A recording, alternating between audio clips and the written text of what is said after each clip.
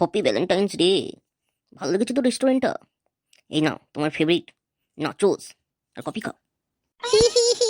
Thank you. আচ্ছা এগুলোকে nachos কেন বলে?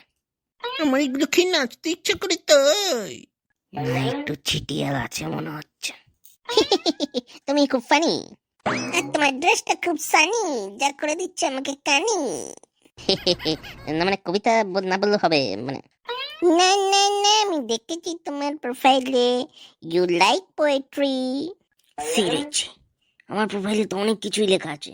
এই কি সব এক এক করে করে দেখাবে নাকি আবার? বেশ, তাহলে আমরা অনলাইনে যেগুলো বলিনি এমন কোন একটা কথা যেটা এখন শেয়ার করতে চাও বলতে পারো।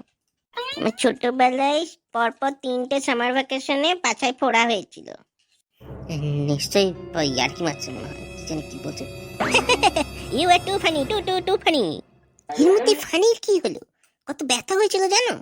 তারপর সেফটি পিন দিয়ে সব ফাটাফুটি কি সব করেছিল, দিয়ে তারপর বেরিয়েছিল, কত কষ্ট।